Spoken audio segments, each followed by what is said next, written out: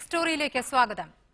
ഒരു വർഷം മുൻപ് കേരളത്തെ ഇളക്കി മറിച്ച ലവ് ജിഹാദ് വിവാദത്തിന്റെ യഥാർത്ഥ പൊരുൾ പുറത്തായിരിക്കുന്നു.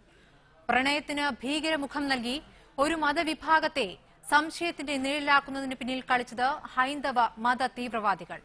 മറ്റു ചില മതവിഭാഗങ്ങളെയും കൂട്ടുപിടിച്ച് ആസൂത്രിതമായി നടത്തിയ കള്ളപ്രചാരണത്തിന്റെ പൂച്ചു പുറത്താകുമ്പോൾ അതിന് വേണ്ടത്ര പ്രാധാന്യം നൽകാൻ നമ്മുടെ സമൂഹം തയ്യാറാകുന്നുണ്ടോ?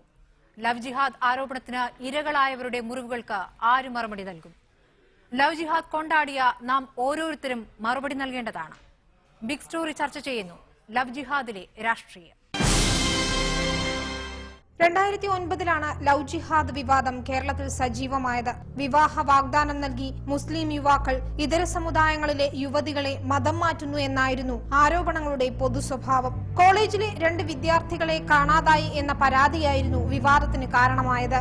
പ്രണയിതാക്കൾക്കൊപ്പം സ്വന്തം ജീവിതം കണ്ടെത്തിയ ഇവർ പിന്നീട് രക്ഷിതാക്കളുടെ ഹേബിയസ് കോർപ്പസ് ഹർജിയെ തുടർന്ന് കോടതിയിൽ ഹാജരായി. ഈ പ്രണയ വിവാഹങ്ങൾ ലവ് ജിഹാദാണെന്ന പ്രചരണം വ്യാപകമായതോടെ പോലീസ് പ്രത്യേക അന്വേഷണം തുടങ്ങി. നിരവധി യുവാക്കളെ ചോദ്യം ചെയ്തു. സമാന്തരമായി ജിഹാദികൾ തട്ടിയെടുത്ത യുവതികളുടെ കണക്കുകൾ സഹിതം മാധ്യമങ്ങളിൽ വാർത്ത വന്നുകൊണ്ടിരുന്നു. അന്വേഷണത്തിനൊടുവിൽ ഇങ്ങനെയൊരു സംഭവമില്ല എന്ന കണ്ടെത്തലിൽ എത്തുകയായിരുന്നു പോലീസ്. ഇത് ഏറ്റവും ഇതിന്റെ ഇരകളായിരിക്കുന്ന ഈ 2 ചെറുപ്പക്കാരാണ്.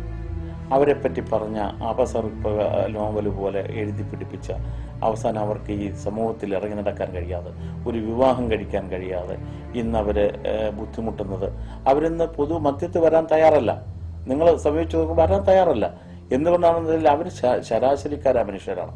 അവർക്ക് ജീവിക്കാൻ കഴിയാത്ത നിലയുണ്ടാക്കി.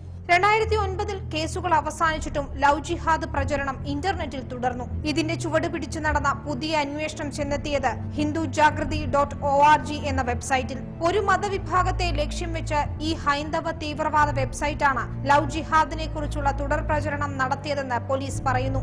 ഇതിനായി ലവ് ജിഹാദികളുടേതെന്ന പേരിൽ പോസ്റ്റർ അടിച്ചിറക്കാനും ഇവർ മടിച്ചില്ല.